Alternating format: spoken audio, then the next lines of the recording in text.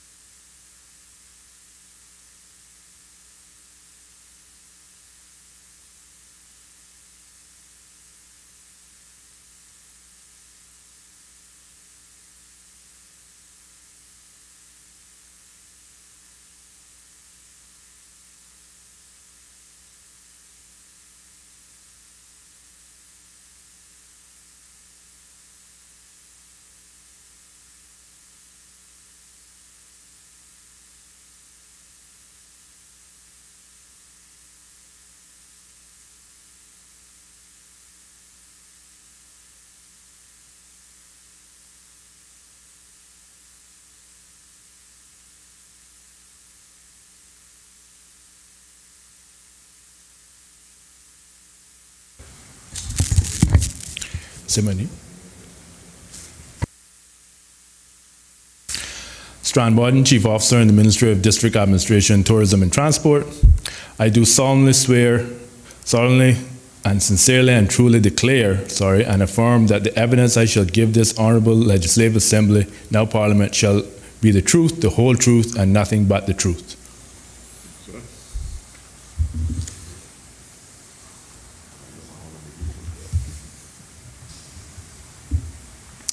Perry Powell, Deputy Chief Officer, Ministry of District Administration, Tourism and Transport.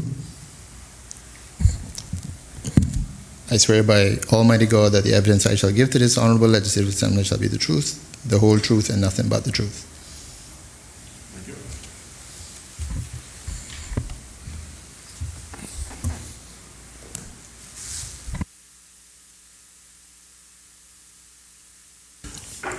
Good afternoon, Mr. Borden and Mr. Powell, and let me, on behalf of the committee, thank you all for accepting our invitation to attend the public accounts hearing on the accounts for the Turtle Farm. And you have been informed that we're dealing with the accounts for 16, 17, 18, and 19. But before we get started, I just need to apologize for the absence of the Auditor General, and that Mr. Patrick Smith will be filling in for her role this afternoon, and he's supported by Mr. Julian. Pardon? Okay. Julius. I should know you because I recruited you a long time ago, remember? Anyway, so the rules are that the first time you answer a question, you state your full name and your position so it appears in the records. I guess I'll lead off. Mr. Borden, you are the Chief Officer for the ministry responsible for the Turtle Farm. And Cayman Turtle Conservation and Education Center. Permit me to shorten that to Turtle Center for the proceedings this afternoon. Okay. But it falls under your ministry, who's charged with the responsibilities, I think, for the Turtle Farm. Can you tell us whether, in your view, the board for the Turtle Farm is operating in accordance with the Public Authorities Law? Good afternoon, Mr. Chairman, members. Strand Borden, Chief Officer in the Ministry of District Administration, Tourism and Transport. Thank the Chairman for the question. In my opinion, yes, sir, it is, but I'm sure there'll be questions on aspects that there may be other opinions on that I'm happy to attempt to answer. Right. And the Public Authorities Law, I think it's section 51, details what your responsibilities are as it relates to the duties of the Chief Officer.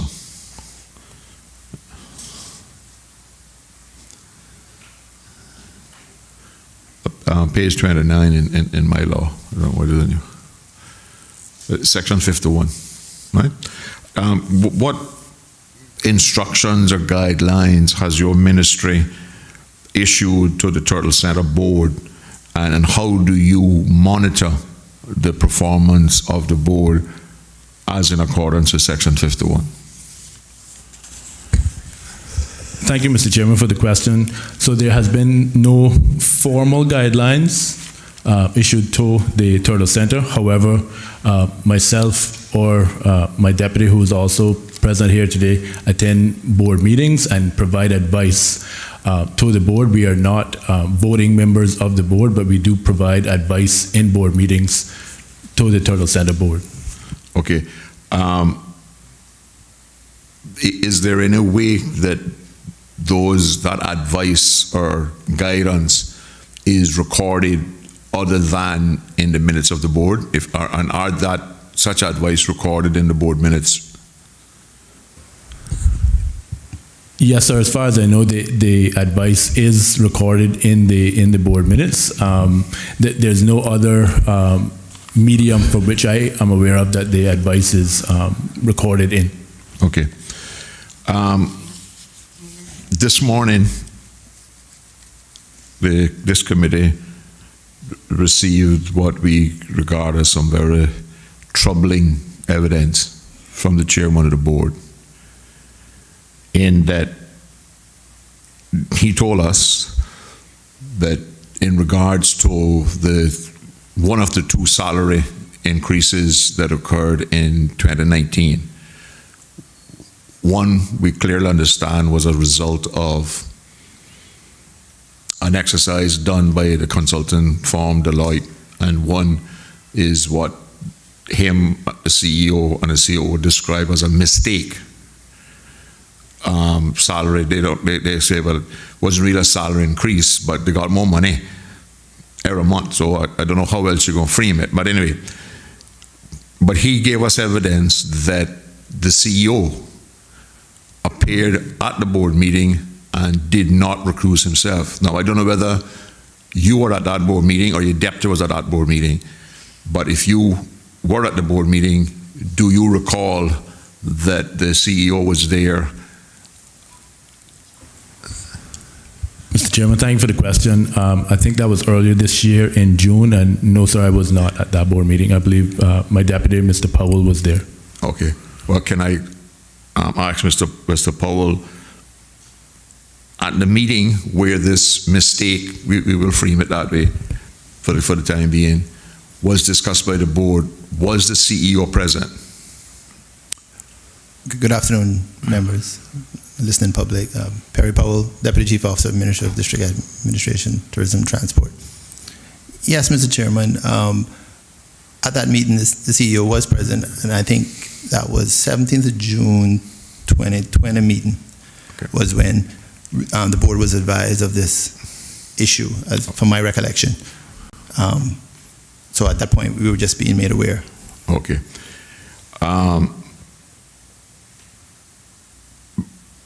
And the CEO obviously did not volunteer to recuse himself.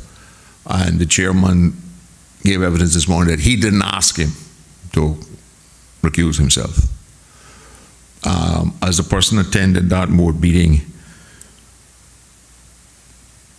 was the proposal, was he actively involved in the discussion of the mistake, justifying the mistake, and in offering solutions to the mistake as CEO? Yes, Mr. Chairman. At that point, that was the presentation of the issue. So I don't think it would have been a requirement to recuse himself at that point. There were subsequent meetings where solutions were proposed, and yes, he was actively involved in proposing those solutions and the discussions. So he attended more, because I kind of thought this morning that he had only attended one meeting. He attended all the meetings that discussed this matter, in other words, at board level. Yes, Mr. Chairman. Wow. Is there any, can you tell us why the board did not think that this needed to comply with Section 43, which requires all civil servants to declare have registered their interests. But subsection 2 talks about where a member of the senior staff has an actual or potential personal or commercial financial interest. That because the evidence so far indicates that not only did the CEO get a salary increase, but it seems like he may have gotten the greatest increase. And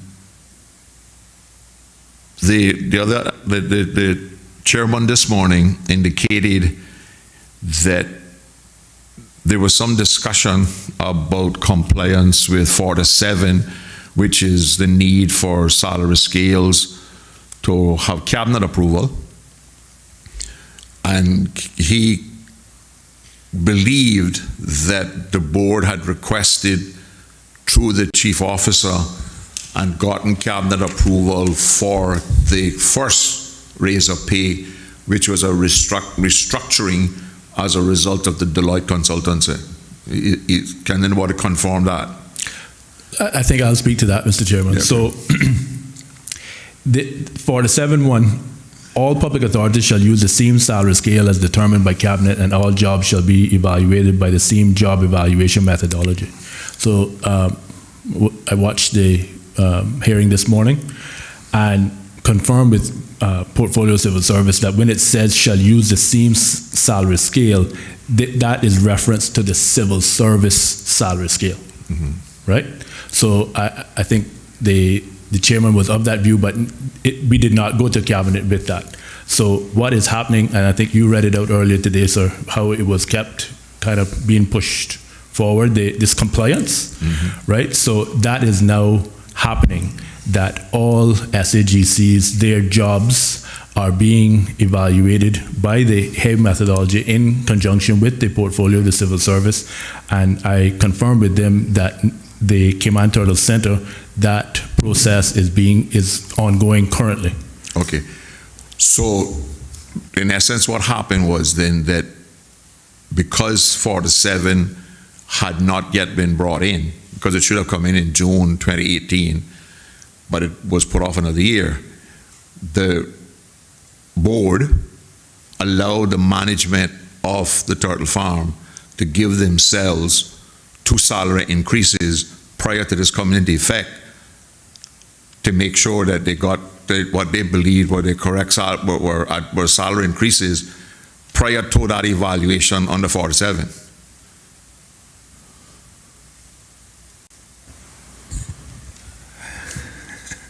Mr. Chairman, that's could you ask the question in a different way? That was okay. All right. Okay.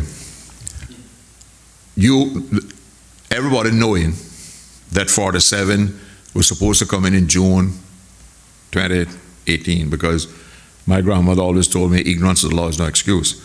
And this public authorities law was around for about 10 years before it was finally, and every government authority and SEG had lots of input and discussion around it. So no CEO of any government entity can claim they didn't know, should not be able to claim they didn't know what was in the law. The question is that I'm asking is, knowing that 47 was coming in June 2019, why did the ministry or the board allow the Turtle Center to get 2 salary increases immediately prior to that coming in, knowing that the whole purpose of bringing in the public authorities law was to find some way of adjusting what many consider runaway salaries and authorities closer to civil servants? So, okay, thank you, Mr. Chairman, for that, for asking in a different way. So, as you said, it was appointed for 1 date. So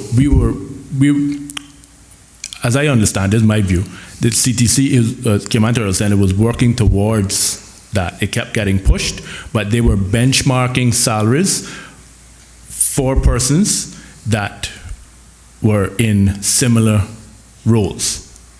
So that was being worked on. This exercise now that is being headed up by the Portfolio of the Civil Service in conjunction with the law, from my vantage point, is separate. Okay, great. But the consultancy, we haven't seen the whole report yet, and what we got so far is just a section, which is supposed to be a draft report, but apparently the board just made all their decisions based on the draft report. Nobody seems to know where the final report is, right? But what I'm trying to find out is, was the consultancy, knowing that the Public Authorities Law came into effect in 2017, was that an exercise to bring salaries in line with central government, or was that an exercise to upgrade or bring the salaries of the Turtle Center in line with private sector entities in preparation for an adjustment that would come when 47 was brought in?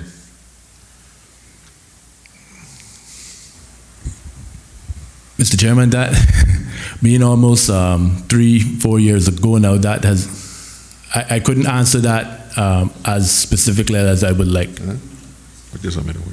Okay. All right, but I guess when we get the report, we'll be able to look and see what the report and where the benchmarks were drawn against. Right? Yes, sir. And what I've written down a note to provide the final report, not the draft. Well, you have one? No, sir. Because nobody else can provide us with a final report. Well, but anyway. I will get it. The other question I have for you is that now Section 43 and Section 48, which talks again about public authorities shall not award cost of living adjustments without going to cabinet. Public authorities shall not introduce bonuses without going to cabinet, was in effect because it was only 47 that was exempted from coming into law in 2017. That's correct, sir. So why, can you give us any insight into why the board was allowed to grant these new salary scales from this consultancy without getting cabinet approval? So as stated, sir, as we've talked about before, that 48.1 specifically refers to cost of living adjustments. That is the increases in the CPI annually. So right. it was not linked to that. So okay. that was why. Right. Oh, okay. But what was it linked to? Yeah, from evidence given to us, it seems like it would fall under 4, which is a public authority shall not introduce a bonus or performance payment, because we were told today that the mistake was that they were supposed to get a one-time payment of, I'll just give you a figure, for $100, for instance, right? Which would have been a bonus or whatever you want to call it, right? But the mistake was that instead of it only getting $100, they have gotten from anywhere from 2 months to 12 months, $100 every month, right? So if it doesn't fall under 1, which I agree was not cost of living in there, by the way, you're the only one that has tried to identify to us how this was given, and you've eliminated at least 1 and said it was not cost of living.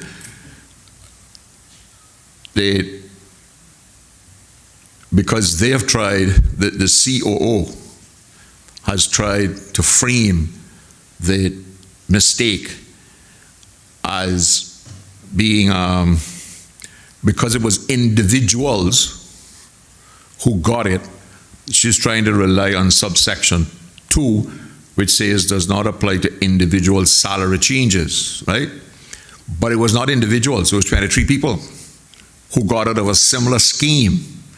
This was not a situation, according to evidence we have been given, where they selected the HR manager to give them a particular one-time payment. This was part of a scheme for which seems to be, which we haven't really gotten that evidence so clear yet, and I'll probably have to ask Mr. Perry, who was at the meetings, seems to be that it was intended for everybody, but somehow it only went to 23 people, and those 23 people were at the top. So, Mr. Chairman, I can try to start from the beginning of your point of questioning. I would say that 4, in my opinion, it doesn't apply either because it speaks to a bonus or a performance payment scheme. So as I understand what was done was the benchmarking of the posts, the jobs there at Turtle Center. So it was not based on a bonus or performance scheme. It was based on the roles that people played. So in relation to the Deloitte consultancy? Yes, sir. I agree with that. What we're talking about is a mistake. Yes, sir. Okay, so you mentioned, and I don't think we should go into detail on who the persons were in this public forum, but there's 100 people roughly at the Cayman Turtle Center. So I looked at the 24, I think it is, persons. Yeah. I as you would expect, really only know the senior managers. Yeah, and of the persons on that list, I really only recognized 2 or 3 names. Okay. So I'm just speaking to your point of that it was just the senior management. In my opinion, it was not, because I didn't know the other 20. I didn't know the persons. Okay, but it was the 4 people that didn't get. I would think approximately, yes, sir. Okay. So, given that the staff complemented somewhere around roughly 100. Okay.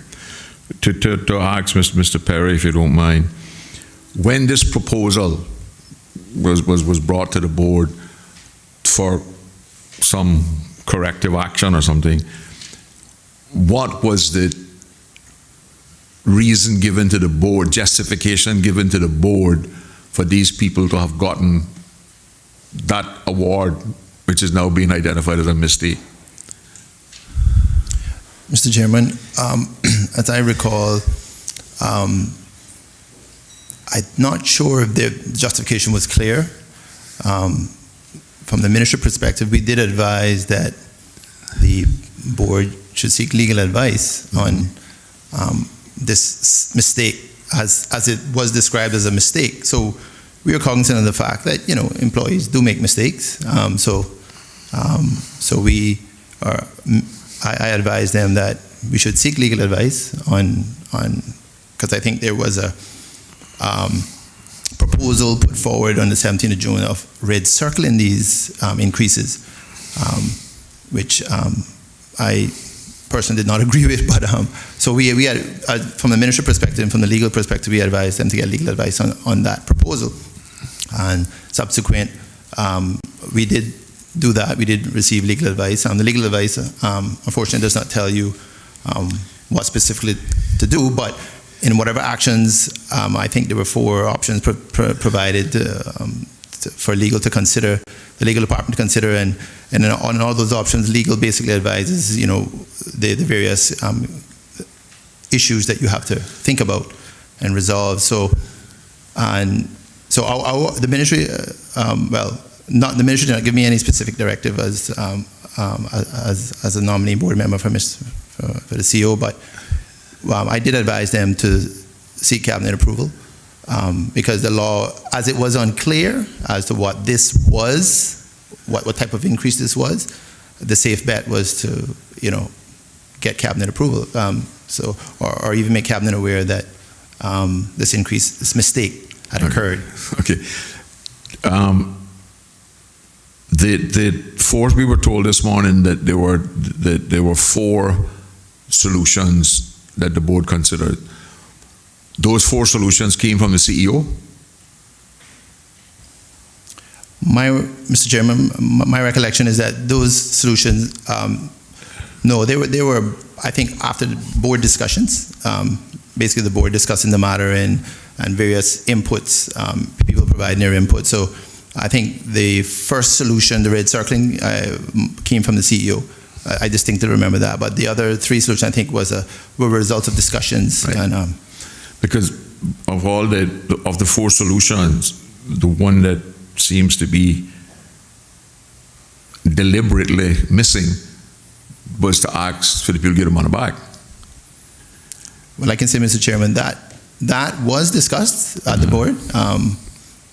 Of course, in line with the legal advice, I think legal basically advised, yeah, that is an option that requires the consent of the employees. So that was discussed at the board. But as the chief officer pointed out, our role is to advise. We don't have a vote, and so the board made its decision. Okay, because the concern, I can't imagine people working for an organization and the CEO saying, I was one of these people that got this money, I am paying mine back, I'm giving mine back, and I want you all to give yours back, that they would say no. Especially given the support that the general community and all workers in Cayman have for the concerns now with COVID and the economic impact thereof, right? But it seems like that was not an option that was given a lot of serious thought or discussion. It seemed like they jumped on the legal advice there to eliminate that right away, right? Okay, go ahead. I'll come back after Chris. Sorry, just on the same questions as the chairman. Just one simple question. What has gone to cabinet for approval period between 2017, 2018, 2019? What has gone to cabinet for approval? Through you, Mr. Chairman, so there were various cost of living adjustments that were awarded to various SAGCs, and Cayman Turtle Center being one of them. So when that happened, that went to cabinet for consideration.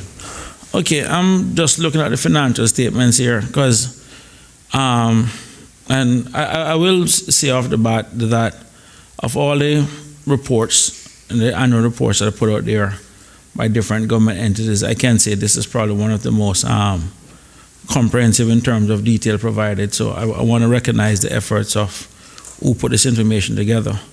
But as usual, the devil is in the details. Now, I'm looking on the financial statement for 2018, for the 18 months, that's on page 30. There is, in 2017, I noticed that there was an incentive pay of $82,928 as incentive pay. And also, again, I noticed in 2019, there was incentive pay of $54,287. And I also noticed that in between 2018 and 2019, the salaries to senior management in terms of the 6 personnel, which was there for both 2018 and 2019, or the 6 positions, I should say, actually went up by 14% year on year in terms of salaries, in terms of costs. And I'm trying to figure out where along the line was these incentive pay. I'm assuming these incentive pay are bonuses. Is it that the Turtle Center is paying bonus? Is that what these incentive pay represent? Is that a bonus that they're paying? Mr. Chairman, could you state the pages again? Sorry, on the 2018 report on page 30, note 14 that deals with related party transaction and key management remuneration. And then on the 2019 report on page 29, that also is note 14. So the first clarification for me is the almost $140,000 in bonus paid. I'm just trying to understand the approval process around the incentive pay, or what that incentive pay represented. Through the chairman, so my response would be, sir, that this is for staff that have their specific role, depends on how they deliver. This is not across the board performance. No, this is only for management. This is only for management. Right. So that's what I'm saying. So in my opinion, where the law speaks to a performance-based pay, that is across the board. So that is not in effect, and if that was in effect, that would go to cabinet. But again, this is how their salary is made up, in my opinion. So just want to make clear that they are senior managers of the Turtle Center, because it's 6 of them according to this note 14. So of the 6 senior managers in Turtle Center, there's one or more that is actually receiving an incentive, that is on an incentive pay scheme where they get paid a bonus or incentive payment or something? Yes, sir, that would be correct. Okay, so just so we're clear, I just want to make sure the turtle farm that depends on subsidy is out there paying bonuses to senior managers or incentive pay, whatever they want to describe it as, when there are other government agencies that don't rely on that isn't receiving bonus or incentive pay. Through you, Mr. Chairman. So again, this is the work of those persons. So they're involved in selling tours and other aspects of the Turtle Center, pitching them to people, right, to get them to buy it. Typically, or cruise line partners and others. So again, they're based on their efforts to bring in more business into the Cayman Turtle Center. As I understand it, they get a performance-based pay.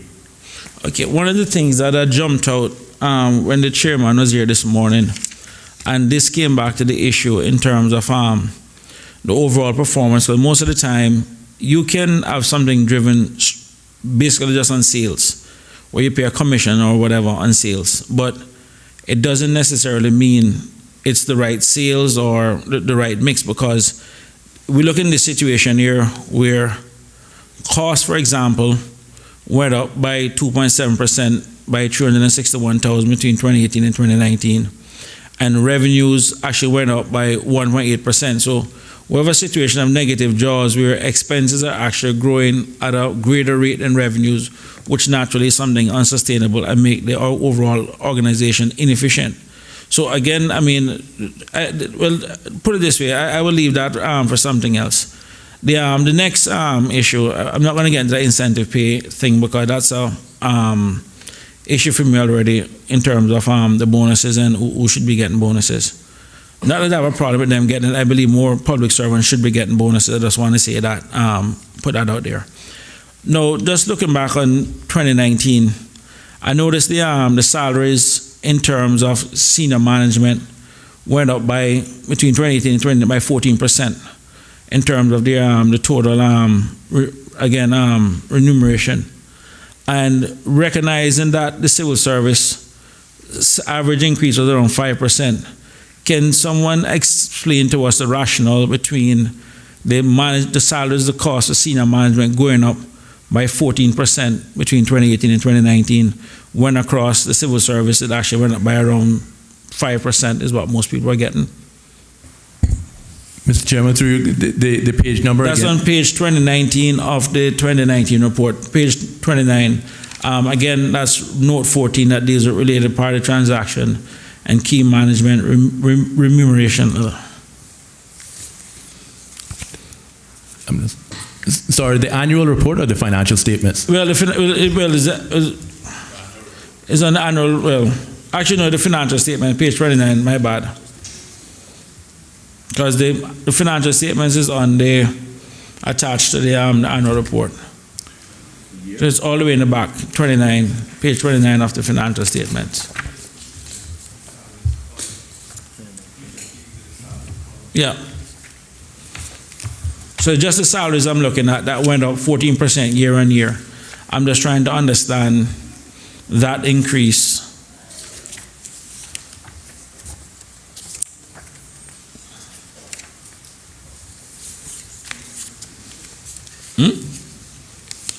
There's just the 6 people who went up by 14% across. Yeah, some I need to understand.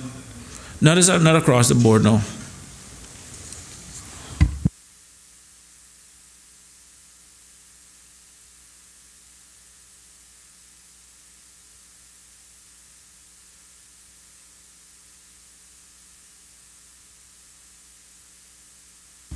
Through you, Mr. Chairman, I would have to give an undertaking to find out why. So I wouldn't have that explanation to hand this afternoon, but I will find out. Thank you, Mr. Chairman. You can continue. I know you're on the salary, so I just wanted to come in on that topic. getting back to you, Mr. Perry, if you don't mind, in terms of the discussion around this mistake, right? Reading between the lines in the yesterday and today, it appears that this mistake was made because somewhere in a formula that Deloitte prescribed to evaluate a salary, years of service came in, right? And it seems something to do with some people, if you were 1 year, you got something. If you were 10 years, you got something else. And it seems that in this case, the mistake was only related to some people getting that instead of everybody in the organization. In other words, if you had a bartender that had in 10 years, he didn't get anything. But if you had one of these people at the top, 1 year, they got part of this mistake. Do you recall if that was part of the justification that was presented by the CEO to the board?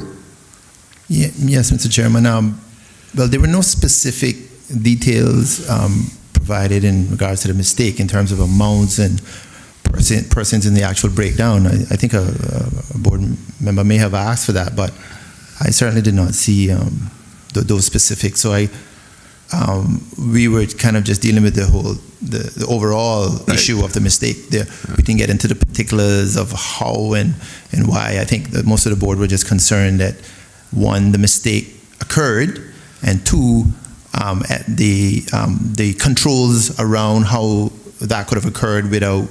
I think there was testimony that the COO and the CEO did not approve these, but it was somehow found its way into the salary, payment. So the board mostly focused on just the legal issue, and two, the kind of operational issue. How could this have occurred? Because we weren't privy to all the little details. I think they left that for the CEO to determine, because when we asked how this occurred, I don't think there was a lot of detail provided on what led to the breakdown. Yeah, well, if you had to endure what we endured yesterday, you got a lot of words, but it was hard to find any answers therein or any specifics therein, right? What I would have referred to in the Flores House as a chopped salad of words. Right, and just, Mr. Chairman, I would just say that, for the ministry, our primary concern was compliance with legislation. Yeah. So from the ministry's perspective, we wanted to make sure whatever solution or decision we made was in compliance with the related legislation. So that was really our focus.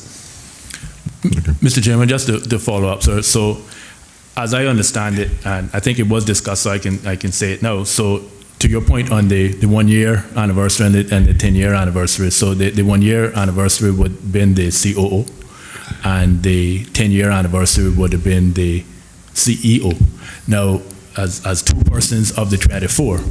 Now, as I understand it, and your point was that for the example you used, the bartender did not get. I'm not aware that occured. I can only make the assumption that the other 22 were along those lines of whatever other roles that hit the 1 year and hit the 10-year.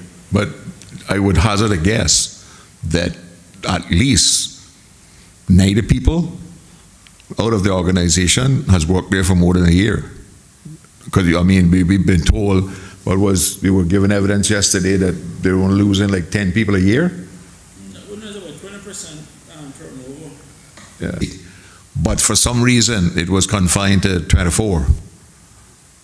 Anyway, but that's behind us now, and how we're going to handle it in terms of a recommendation is thing. But getting back to Mr. Powell, were you also, you remain on the board for the duration of this problem up until the point where the board has now, according to the chairman, come up with a solution? Yes, Mr. Chairman. Okay. Yes, we were obviously, this was during the Corona, so we had a lot of Zoom meetings during the lockdown. So yes, the issue, once it had came up and we advised seeking legal advice, then until we received that legal advice, then it came back to the board. And again, the legal advice, as I said earlier, did not say specifically what to do, but of the options that were presented, the board then did its deliberations, and we obviously did not have a vote on that. But again, from the minister's perspective, we reiterated that I suggested to the board that we go to cabinet and get approval on whatever decision they had made. Right, but the chairman of the board said that they have implemented a solution without cabinet consideration. Yeah, the last board meeting I attended, that was, I think that's what the board had decided the last meeting I attended, but there was a subsequent meeting yesterday. I don't know what has occurred after that. You were at the meeting yesterday. Thank you, Mr. Chairman. Yes, sir. And I'll explain that why, so because it looks, I would imagine it looks strange, but the process we went through, so a little bit of a preamble. The procurement law talks about a ministry representative being on SAGC's, their procurement committee. When we sought legal advice, the legal advice came back and said that as Mr. Powell is the nominee person that goes to that board meeting, he could not also be a part of that SAGC procurement committee. So not. Yes, sir. So then I'm already, as chief officer in my role, can't be a part of it either. So what the decision we took was he would be on the EPC, on their EPC, as I could not be, and I would resume going back to the board meetings, and the first one was yesterday. So we discussed obviously how things were going with this meeting of PAC, and we went through the various agenda items, management accounts, and so forth, but nothing specific on this matter, because again it had been resolved at the October 21st board meeting, I believe was the date. Yes. Okay. And the option that the chairman said the board has taken is this raid circle solution, which seems very complicated and depends on the people staying employed for about 10 years or longer to pay the money back, because if the person decides to leave next year or 2-3 years from now, they will have collected their salary increase all those years, because I can't imagine any government entity looking to give salary increases given the current economic situation over the next several years. And I noticed the financial secretary and his chief accountant looking at me with concern.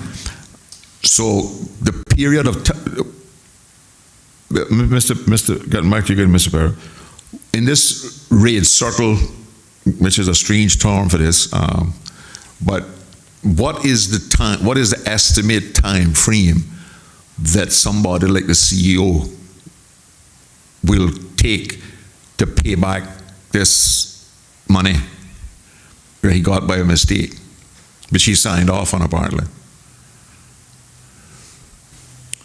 Mr. Chair, my understanding this occurred around December 2019 was what I understand. So we're talking, so next month would be a year, December. So I don't think there were any proposals on or detailed proposals on the time frames involved in paying it back, because it was not an option they were willing to consider as the board made its decision. But based on whatever the option that they selected, to paraphrase the legal advice, there were a couple of things that legal said should be considered, and that was basically adhering to the policy as closely as possible, transparency in the process, financial implications for the Turtle Center, and treating employees in the same circumstances. So, Yeah. The question I was looking for was, but I guess at 14% increase in salary per annum, it won't take long. But I don't envisage that, but again, we still have some time, I guess, before this exercise on 47 is completed, so they may get another salary increase. The board would, in order to liquidate this mistake, I guess the simplest thing for the board to do is to award a salary increase to everybody that takes it about that, so they pay it back not one salary increase before we get to the government standards. But what I'm saying is, when the CEO presented his rate circle solution, did he give you an estimated time that, given normal increases of salary, it would take for these people who got this money to have paid it back through this? I don't understand how the formula is going to work. It seems very complicated, and I don't know how we can monitor it, right? But there seems to be a way that if everybody else got an increase next year, right? But he doesn't have to start paying it back until the increase takes everybody up above where he is, right? Then the payback formula is such that he would not get the next increase, which would then allow him to start paying it back, right? Now, I mean, is this to be expected to be completed by 2030? Mr. Chairman, I don't recall any Okay. specifics. I did advise that I didn't foresee any increases in light of the situation we're going through. So the time frames and paying this back would be heavily dependent on what central government does in terms of funding of the Turtle Center and overall COLAs, and as we know, we probably won't see them for several years. Yeah. The other difficulty that me and I think most of the committee has is it doesn't seem like anybody knows how this rate circle formula can work, because the COO could not readily explain in terms of dollars and cents. She couldn't say, well, Ezra got $200 over the last year that he shouldn't have gotten, right? So we expect that in a cost of living adjustment of 4.5%, in 3 years, he would get everybody around him, right? And that $200 is 10% of my normal salary. So when everybody else gets a 3.4%, right? He doesn't get that 3.4%, but he still gets his $200 extra, which is above everybody else. When we get the next cost of living, right, that gets him up then to 8.9%, or you can say 10%, right? Then at the next cost of living, which would be up to 14%, just using traditional numbers, I wouldn't get that. So the difference between my mistaken salary and that third increase in pay at 4% is when I would start to pay it back, right?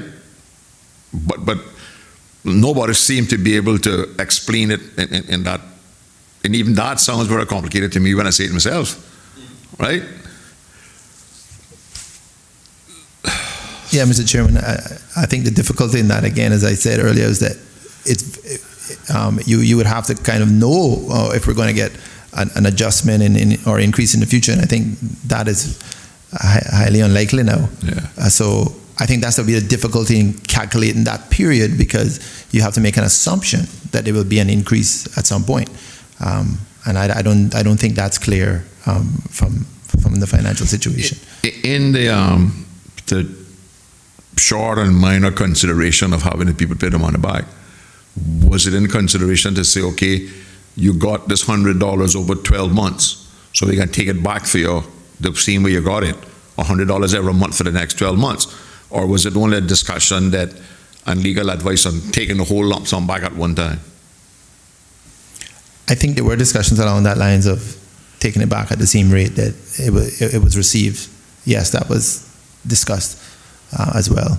But that was rejected by the CEO. Well, that wasn't the proposal they went with. But yeah, I think the lump sum removal would have been, I think the board agreed, that would have been difficult for some people. So if the CMA was received, it should be the CMA, it would be deducted. Yeah. Okay. Now, Mr. Chris raised an interesting comment about the bonuses. And your response, Mr. Borden, was that some of the employers might be involved in selling tours and stuff to the cruise ship industry. We know that financially the turtle farm on its own is insolvent. Without government subsidy, they would have shut it down. Okay? In the agreements that you sign on an annual basis, purchase agreements and ownership agreements between the turtle farm.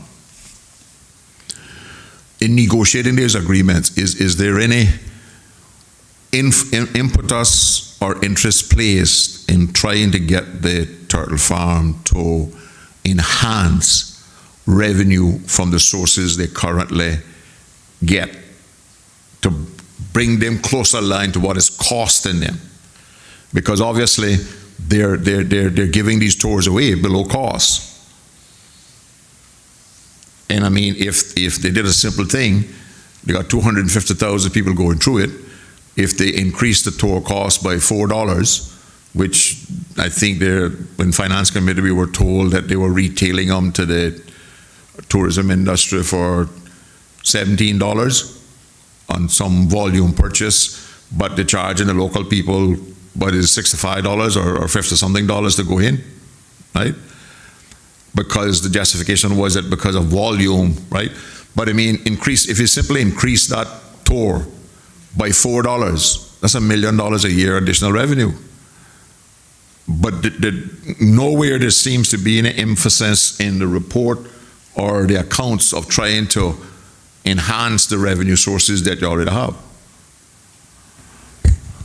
Thank you for that question, Mr. Chairman. So, as you said, the Minister of Tourism signs purchase agreements and ownership agreements with the board of the Turtle Center. So, what I had them do was provide me with because it's only losses, obviously, we know that is what they make every year. The annualized loss for 16-17, because we recall that was an 18-month budget. So the 18 months was 11.9 million loss. The annualized was 7.9 million for 16-17. The 2018 loss was 7.55 loss, and then 2019 was 6.869 million loss. So again, we were working towards and on track up till COVID-19 of reducing that equity injection that we get from government. So we, as you know, and I think the member, Mr. Saunders, said it was somewhere around previous years when once we had the debt, which we are now debt free, was somewhere around $9.5 million we would get every year. That has now been retired. The amount is down now, I think, to 4 million CI dollars. So even though, again, the injection is 4 million, yes, then that loss is still above that. Like, if we look at your tourism arrival statistics, yes, right, and compare that to their increased revenue, they're further behind the 8 ball, because the number of tourists that arrived in 2019 was about 100,000 more than it was in 2017. So they're losing more revenue because they got more people. They have an opportunity to attract more people.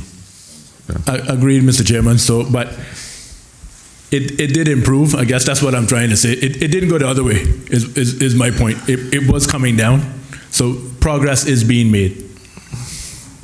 The Thanks. Just following up on or expanding on what the chairman had raised with regards to the incentive. But this thing seems to be still be a little bit uneasy with me. In 2017, the total incentive pay was $82,928 was paid out, I guess, as the commissions and everything else. But I noticed in 2018, no incentive pay was made. So I'm assuming that whatever targets was agreed for 2018 didn't materialize, which didn't result in any incentive payment. But then in 2019, the incentive payment came back, and it was $54,287 that was paid as incentive. Now, when I take a look at the breakdown of the income analysis that is on, just to make it easier for reference, it's on page 45 of the 2019 report, just so you can work with me in terms of where I'm going with these numbers. And then on the 2018 report, it's on page,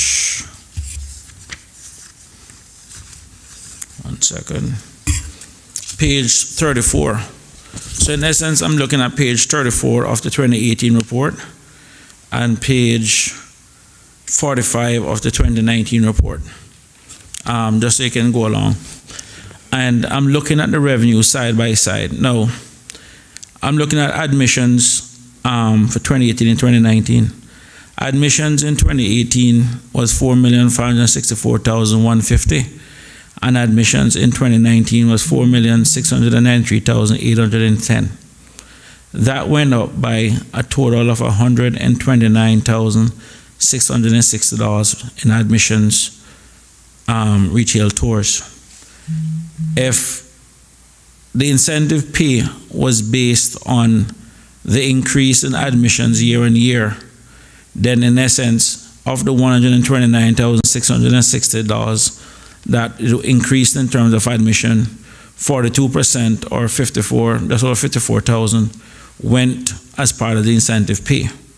I'm assuming it's based on the admissions for the simple fact that when I look at retail merchandising sales, that actually decreased by over almost 54,000 between 2018 and 2019. So I know you couldn't pay a 54,000 incentive pay when it went down by 54,000. I look at food and beverage, that went up by almost 34,000. So I know we couldn't pay 54,000 if they want to increase it by 34,000. And I look at turtle meat sales, that went up by 29,561. So I know that 54,000 incentive pay couldn't relate to that. And then I look at turtle sponsorships of that went up by $503 from 12,707 in 2019 up, and it was $12,204 in 2018. So I know that increase of $503 couldn't attract that $54,287 incentive payment. I say all of that to say, if it goes back to admission retail tours, which went up by $129,660 year on year, recognizing now that the other revenue categories won't warrant that level of increase, I am now curious to find out if it's a situation where someone is being paid commission equal to 42% of what it is year on year increase, because you can only pay commission on what somebody is going to bring in extra or something above what is normal.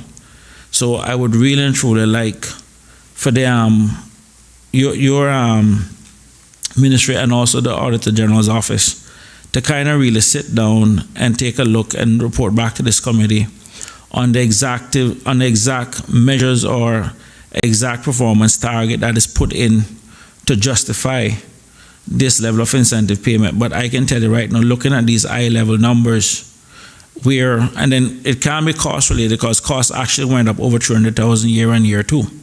So I'm trying to figure out what deal or what contract is there that will allow admissions retail tours to pay out 42% of its year-on-year increase, because that is unsustainable. And so this is something I would need for you guys to go and take a look at. But this, on the surface, doesn't look right, because most of the time commissions is based on something that you sell in addition to whatever a certain base is. It can't be a percentage straight across the board. So I'm going to ask Auditor General to work with your ministry in terms of figuring out how this incentive scheme works. Through the chairman, happy to work with Auditor General's office. Thank you very much, Mr. Chairman. Is there any long-term plan for this place to break even? Mr. Chairman, yes, there was. We had a strategic session. I didn't bring that document today, but on how we would work towards breaking even, because we knew that the debt would be retired and we would be moving forward without that. So we have a plan, but unfortunately for this year, it's not going to coincide with what happened in the world. But yes, sir, there is a plan. And what's the time frame to get to break even? Mr. Chairman, when we did the plan, I believe that was somewhere around 2018, maybe even 2019. It may have been last year. We were very ambitious, and we thought anywhere between 3 to 5 years. But obviously this year now is an extreme setback. So we would have to revisit that plan with really updating it to take into consideration what the new world is in terms of COVID-19, the global pandemic. Okay. Early on, you said that the 10-year mistake payment was for the CEO. When was his 10-year up? This year? In 2019 or 2018 or 2017?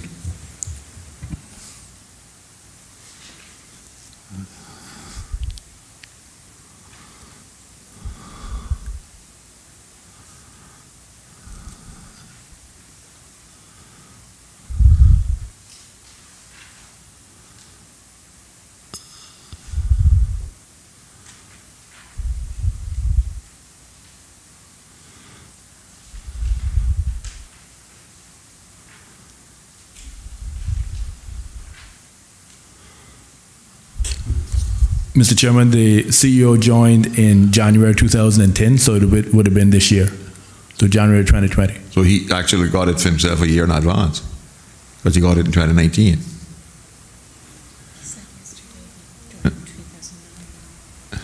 Okay. Anyway, my notes.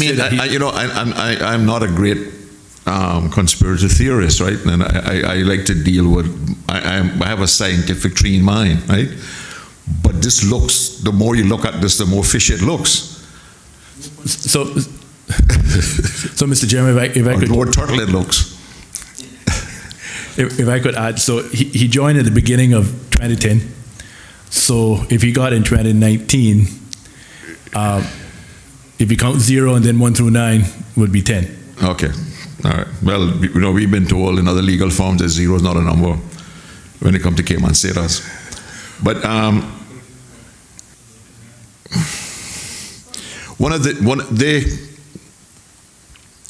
there was great stock placed yesterday by the COO and the CEO in justifying these double increases on the Deloitte report and the Deloitte recommendations.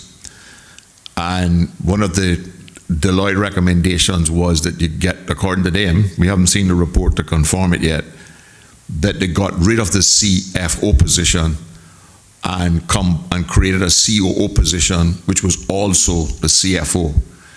And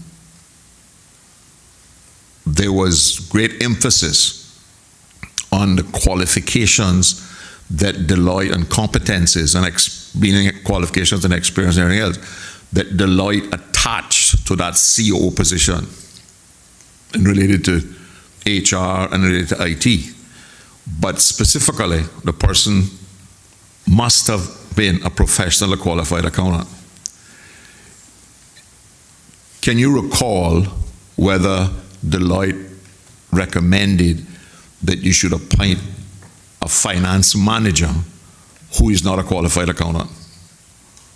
or who does not even have an accounting training or degree? Mr. Chairman, sorry, I can't recall. Okay.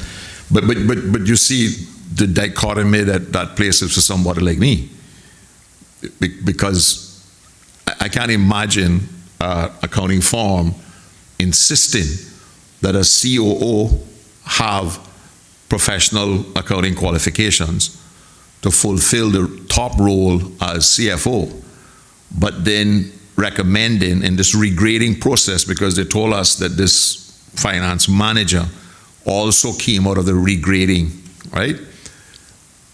A finance manager who does not have any accounting training at all. Because I asked him specifically yesterday, and he says he has 2 bachelor's degrees. One was in business management or something like that, right? Huh? And finance. But he has no professional qualifications, right? But you say you don't recall it. So hopefully sometime over the weekend, we can get a report that will either confirm these things or deny them. But let me get back now to I won't call, I'll try not to call it malfeasance or misfeasance. No, okay. But like I'm saying around the same thing. But it is really troubling that we have a board that is responsible for this level of financing management that is subsidized by government to the tune of, this in 2020, 4 million, prior to that, 10 million, 11 million, right? That will allow the CEO to come to a board with a proposal to get a pay increase for himself, right? And be allowed to take part in the discussions, and what appears to be that they opt to take the solution rate circle that he advocated in the first place. And nobody seems to think there's anything wrong with that. Because I would think that the committee is very disturbed at that total disconnect within a kind of acceptable governance. So, Mr. Chairman, I take your comment on the advisement that Section 43(2) of the Public Authorities Law does speak to that, and I'll take that on myself, that we do advise that the board going forward that any instance like that is done in according with the law. That it is standard practice. Even on this committee this afternoon, I know Councillor White, who I work closely with in my ministry, is not here today because of our working relationship. So that is an example of that we should mirror at the Cayman Turtle Center, that persons, again, that have, even if it's a perceived connection, which would lead to a potential conflict, should not be present when family members are being discussed. So I take that on, Mr. Chairman, and I'll be providing that advice to the Cayman Turtle Center board. But it also conflicts, in my view, with Section 28 of the Public Authorities Law, Terms and Conditions and Remunerations of Chief Officer. 29, Conflicts of Interest of the Chief Officer. And I believe it's going to require consideration of Section 30, discipline or dismissal of the Chief Executive Officer. Because if we allow this cover-up to stay in place, and that some people may think that's strong language, but that's what I see it as, where we are capitulating to allowing a mistake to go uncorrected, right?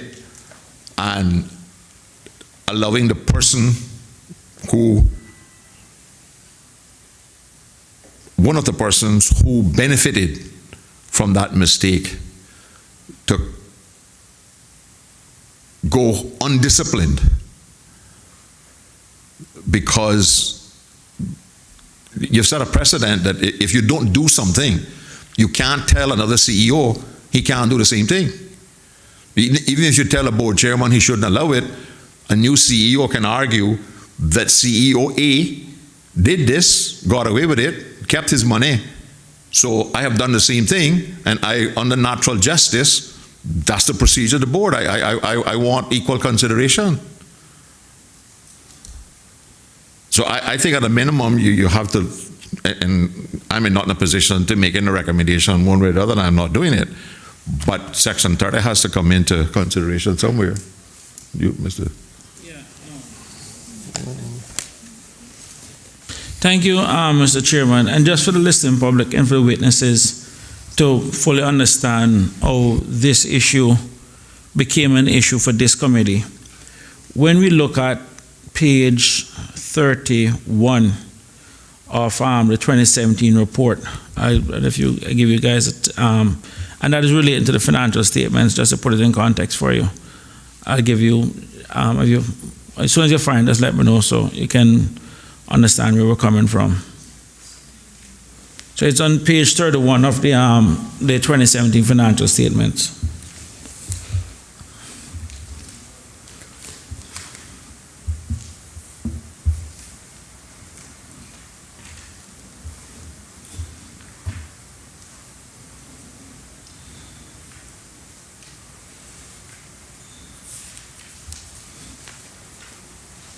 Okay, you with me? Yeah. Yes, sir. When we look at the salaries, and again, ignoring the incentive pay that was paid in 2016. When we look at the salaries for the 6 senior management positions that manage the turtle farm, in 2016, it was $483,246.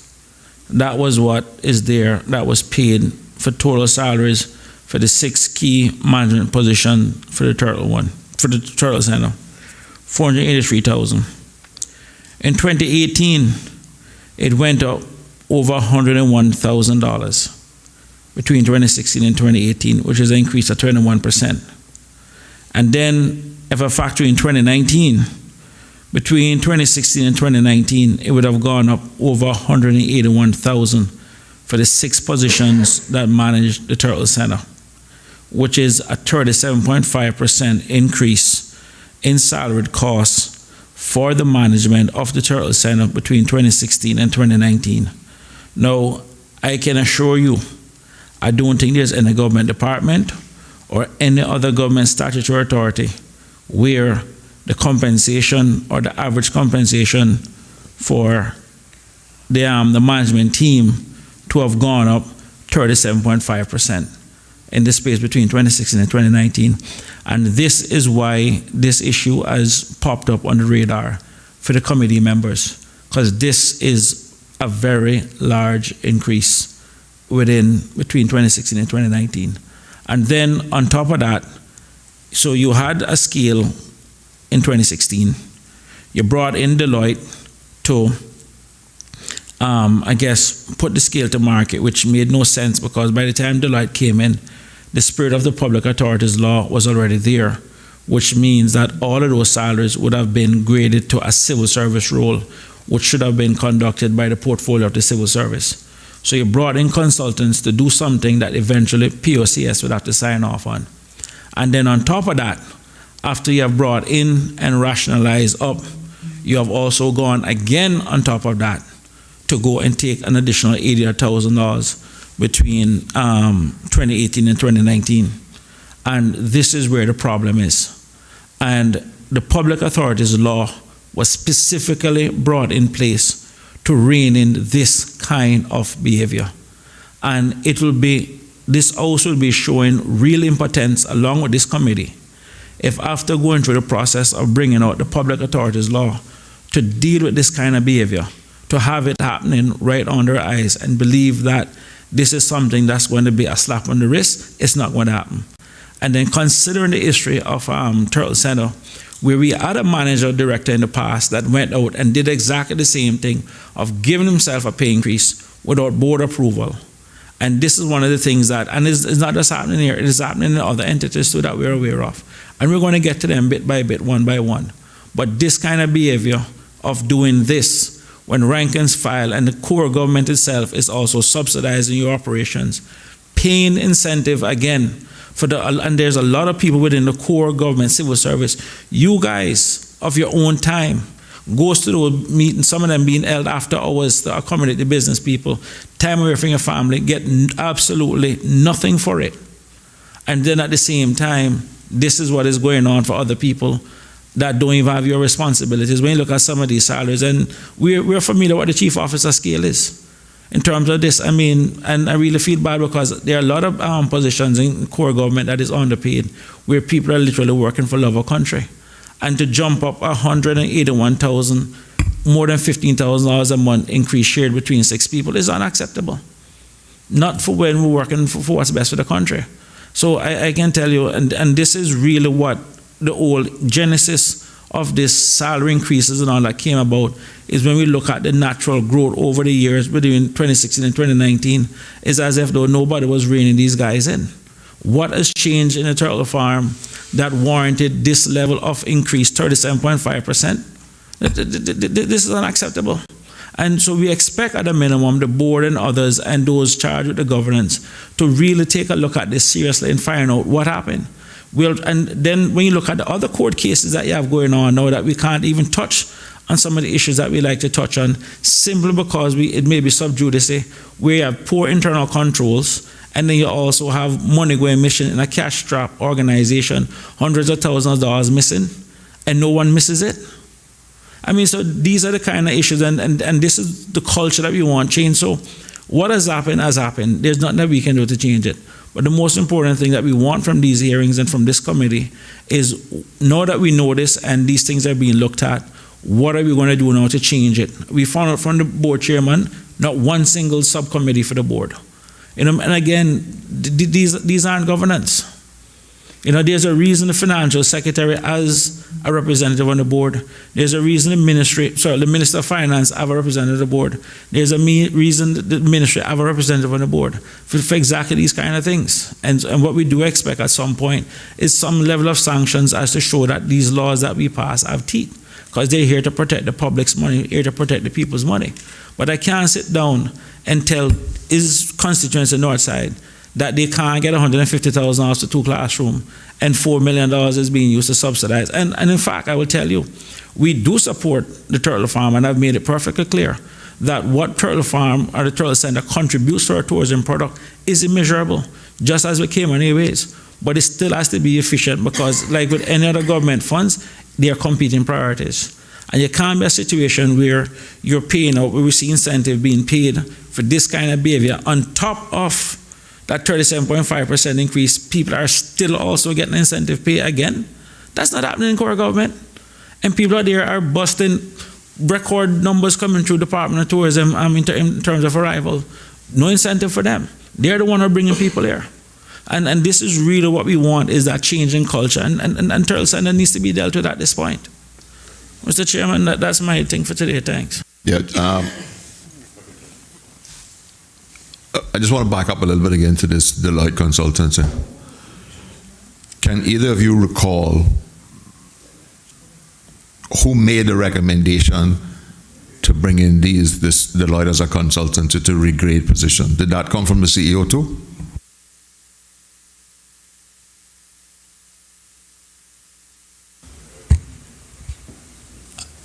Mr. Chairman, I can't recall that. It's too long. I'll ask the clerk to write to the CEO and ask for a copy of the RFP. But again, getting back to governance, right? I think it's very important, if this was a decision of the board based on a proposal from the CEO, or was this a decision taken by the CEO and and then the board went along, because it seems like the CEO is running the board, because based on the evidence or at the top management at the turtle farm is basically getting the board to do whatever it wants to do. and instead of the board exercising what we hope it was put there for, proper governance, proper oversight, right? The board seems to be rubber stamping much of what he wants done. And we think that that's just wrong. You know, I mean, we have asked for the minutes of all of these meetings in 2019. It's going to be interesting to see who's making proposals and what kind of governance and overview and what standards are being applied in these meetings that are recorded in the minutes for these decision-making process. And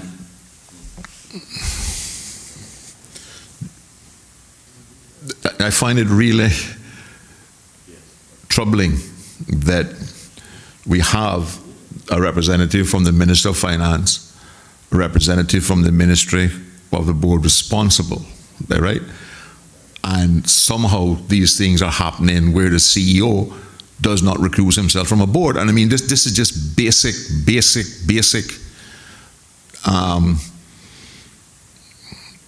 I don't want to use the word, but yeah, but it's also seems to be a culture of corruptibility. And not corruption is not only confined to just getting money, but when we allow this kind of what seems to happen here with this mistake of faces, it seems that everybody has been corrupted now by the process, and we're looking for a way to just cover it up. Because without these hearings here and us having extracted this information, none of this would have come to light. And one of the things that me personally, from a governance point of view, I'm on record in this Honorable House as saying that it is not good governance for the Financial Secretary, for the Minister of Finance, and the Minister responsible for these boards to have non-voting people on the board, because instead of having proper documented, which is why I asked you the questions early on, documented instructions, response to instructions, proper consultation, which is recorded, you go in there and because you don't have a vote, you really don't have any, you have no authority. You're representing the shareholder. But so you are outvoted in the case here where you had your representative advising that this thing should get cabinet approval, and he's outvoted by the board and they don't see cabinet approval. And because you are not in a position to take that supervising, unconnected view, you are part of the corruptive process of the process. And one of the things that I think the government has to understand somewhere along the line in terms of governance, that it has to be better to not allow these boards to, I guess the word my grandmother used to use, cornswabble the unofficial members, or ex-officio I think they're called, members on these boards, because the fact that you cannot change the decision, you become a part of the decision. And how can you now, as a chief officer, having been a part of all of this, right, exercise any review or any disciplinary authority over what has happened? You by virtue of being there, you are directly a part of the process. Thank you for the comments, sir. But again, we go there in compliance with the Public Authorities Law that was passed. That was one of the amendments I filed to the law. That was passed. That was passed here. And we always state, or I know I do when I go to other board meetings, because I didn't give the explanation why. I'm grateful that you allowed Mr. Powell to come today. But I have eight boards, so. I go to some and he goes to some. We got switched now, but that's beside the point. But myself and other civil servants in board meetings do state that this is our advice. I'm not saying that the boards don't take it. I'm just saying that we always state this is our advice, but we do not have a vote as per the Public Authorities Law. Mr. Chairman, I think it's important for all these government boards to know that the ultimate shareholder of these entities is the Cayman Islands government and the Cayman people. And the chief officers and the representative in the ministries are people with long, distinguished careers. They know the law, they understand the law, versus the quote-unquote political appointees who quote-unquote pass through. The civil service in our Westminster system of democracy is a group that is tasked with the term that they use, the carrying on of government, where from administration to administration change, the continuity of knowledge resides within the public service, it resides within the civil service. A government can change next year, a new board is appointed, that knowledge of what has happened in the past remains with the civil servants and those that sit on those boards as ex officio members to help new people coming on. And I think there's a lot of value in what it is that the civil service brings to these boards as ex officio members. And I completely agree with you that ultimately they need to be having a little bit more sway, because at the end of the day, it still involves people's money. And the minute you see something happening on a board that you know could not happen in central government, that in itself is a red flag. And that is the reason why they're there. So what I would say to every ex-official members that are sitting on these boards is that the principle of democracy requires that there is at least even a minority report that comes out of any committee. We sit here as a committee, and I can tell you, if there's one of us that agree with what the majority is, we have the option of writing a report to basically say we want this to file because we didn't have a different view. And I think the same needs to be reflected in the minutes of these meetings, where at a minimum, when you do advise something, you say, I want that minuted, so at least people are aware that this advice was given and that someone actually override that decision. But the role that you guys play on these government boards is essential, and it is the only continuation of government that we have in this country. So it is not something to be taken lightly at all. I just need to say that. Thanks. Through Mr. Chairman, so just to remember, I can assure you, sir, and you know us, we don't take it lightly, but we play the role according to law. And Mr. Chairman, we talked about in the first instance about why it didn't go to cabinet, because again it wasn't a cost of living adjustment.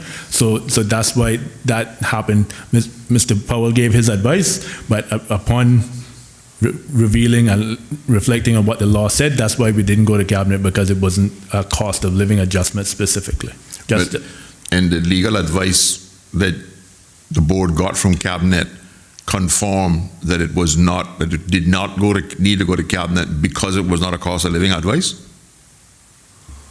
No, sir. We didn't. We sought legal advice on what to do with the mistake. Mistake, yes, sir. Okay. But we didn't seek legal advice on that. It was not a cost of living adjustment, because it was not the CPI that was used.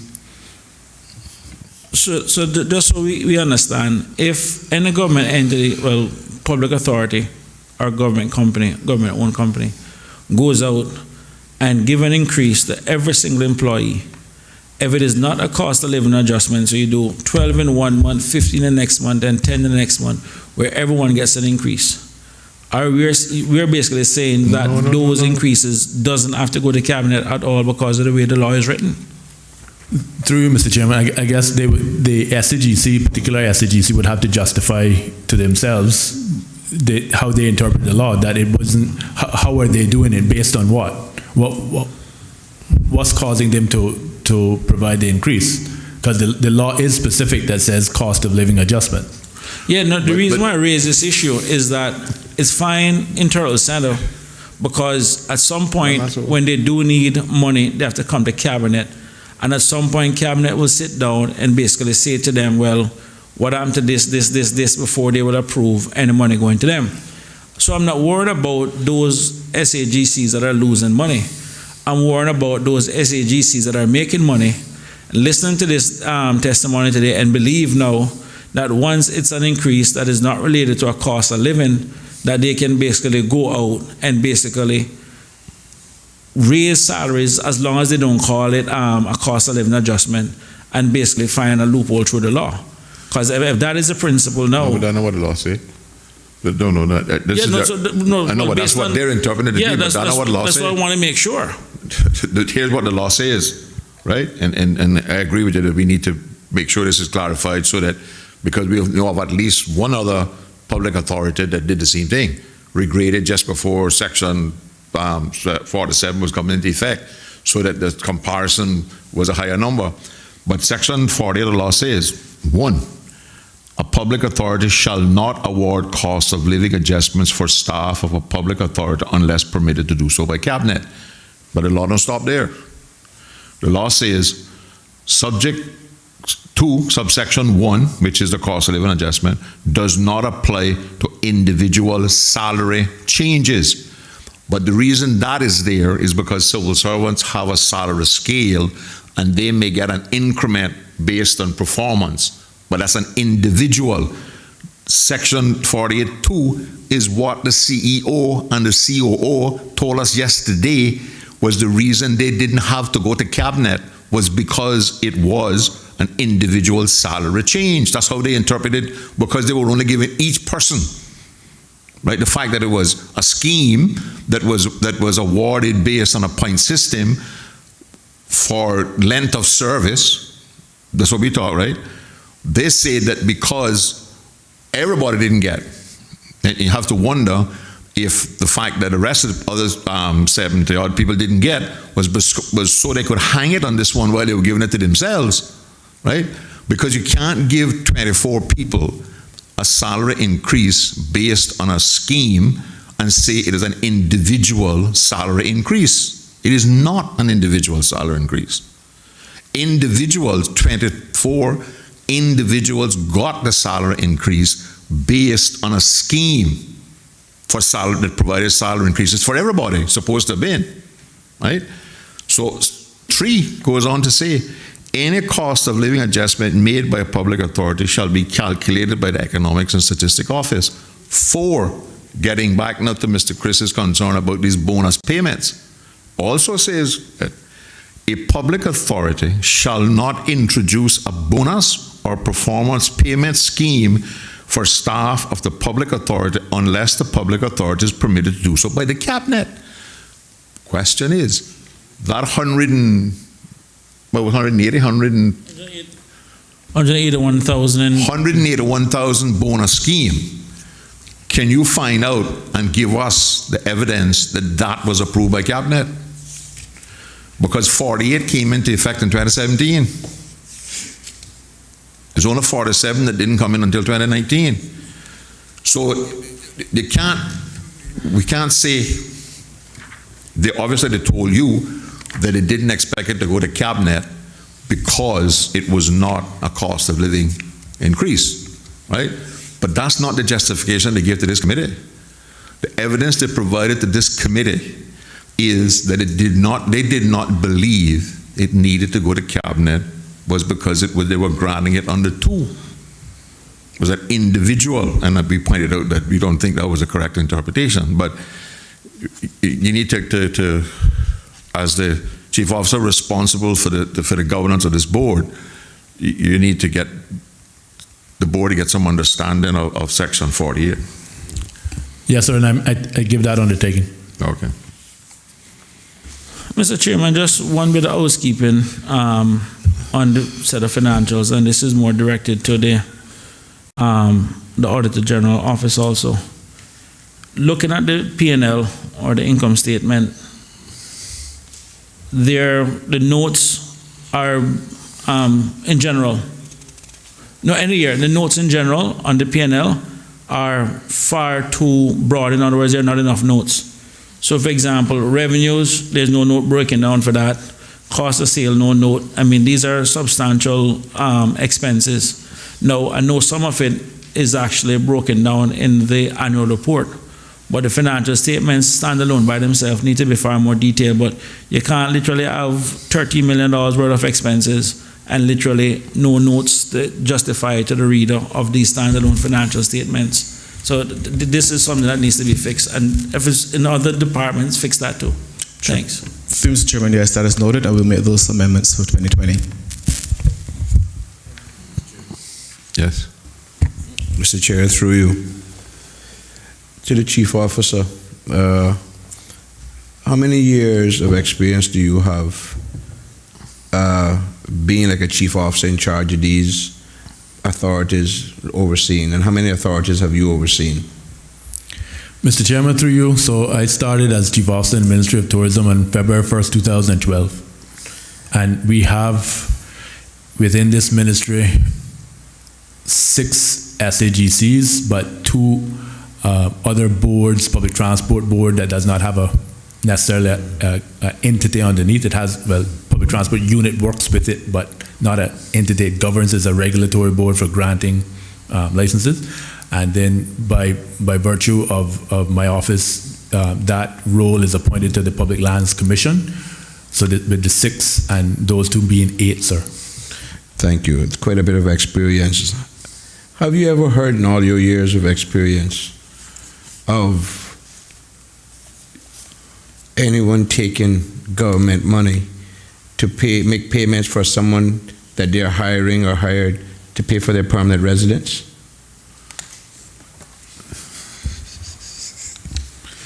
Through you, Mr. Chairman, yes, sir, I do recall other instances. Really? If memory serves me, it has been done other times. We're taking our money to pay for somebody to get PR. Okay. Thank you very much.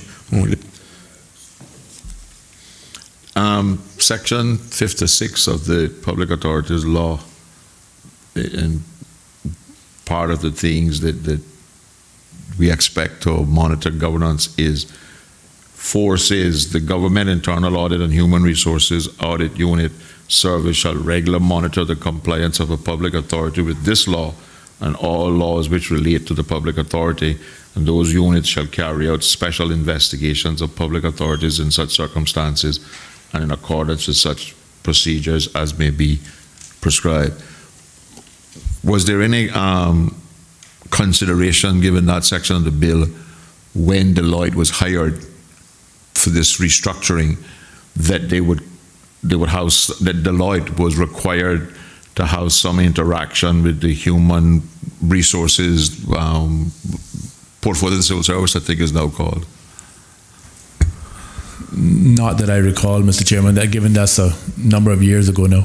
Okay, no, but we're going to request the RFP for the consultancy, so that should detail, because the public this public authorities law was not one of the laws that the government brought in secret. This was widely debated and consulted in the service. So you would hope that these boards would have been aware that there was going to be an adjustment, and I hope that the RFP has in it some requirement for the consultant firm to look to the portfolio civil service for some guidance, so that we don't have these kind of runaway 20 and 14% increases in salaries through an excuse of restructuring. But any other questions? No, I really just want overall, Mr. Chairman, as we said to all the previous witnesses, looking back at the overall value that the Turtle Center has to the Cayman has in our tourist product, I think it's fair enough to say that every single member in this house shares that view. And I think also the work that your ministry and your team has done, Mr. Paul and yourself, I think, and the knowledge that you bring to these boards, I am opening for those who are listening and following, accept that the ex-official members are there and serve a very valuable purpose as opposed to just being pure political appointees. So I just want everyone to understand that we're all on the same page, we all want the same thing, and ultimately I would love to see that 4 million drop to 0, but we know that that's not going to be realistic anytime soon. But nonetheless, I don't want the public to think that because it is losing money, it doesn't serve purpose. Same as with Cayman Airways, these entities are economic accelerators, and they're a bigger part of our overall tourism product and a big part of our GDP, which is basically almost over $1 billion worth of overall business to the country. So these are a small part to protect $1 billion industry in terms of our tourism product. So I don't want anyone walking off thinking or feeling that because of these earrings or something is wrong at the turtle farm. Like with any governance, you're spending the public's money. We have a responsibility to look at it and see what ways we can do it to make it more efficient. But in terms of the commitment to the turtle farm, that remains, and I think we're all on board with that. And I really want to thank the chief officer and his team for the work that they're doing, not just with the Turtle Center, but with also the other areas across government. And that's it, Mr. Chairman. Thank you. And I also want, as chairman of the committee, to thank you all for participating so openly and honestly. And again, we're trying to shift away from a gotcha confrontation type thing. None of this is meant personally for you. What we are concerned with and we are charged with is to make sure that the governance is put in place. And although we have to ask you the questions, you just happen to be the person that is sitting in that position at the correct time. But these are questions that relate to the functionality and the governance and the control to try for us to help us ensure that the people are getting value for money. And when we see these kind of things happening, we all support the turtle farm. Nobody likes turtle meat any better than me. If I don't get that on a Friday, I have serious withdrawal symptoms for the whole weekend, right? But in all of that, we still want to know that it is done as efficiently and effectively. And when we see these schemes, shall I put, or these mistakes, to use their words, happen, right? We have to be, our ears stick up, and we have to be concerned. And it's all in the interest of getting the biggest and most effective bang for the buck. Thank you, Mr. Chairman, and the rest of the members for their questions and comments this afternoon. We appreciate the open dialogue we can come here and have. We always have a good working relationship with the Office of the Auditor General. We work with them quite well. We ask them to not only bring to the table, how our financial statements were structured and how we did for the year, but tangible things that we can always improve efficiency and effectiveness throughout the ministry every year. And I just want to say they're a pleasure to work with, and we look forward to our next invitation to PAC. The last time you got a certificate, the last time you came here, right? So What a coincidence. We try our best. I mean, we're not going to pull in the punches in terms of getting to the bottom of some of this stuff, but we also believe that the people who perform well should be so rewarded, but equally so, when you get this kind of thing happening, we have to see evidence that there are consequences. And it doesn't appear to this stage that there are going to be any consequences here, and that is troubling, because it's going to be interesting to see what the committee decides as a recommendation to government and what the government minute is going to be. But we will be looking for some consequences for this kind of action, because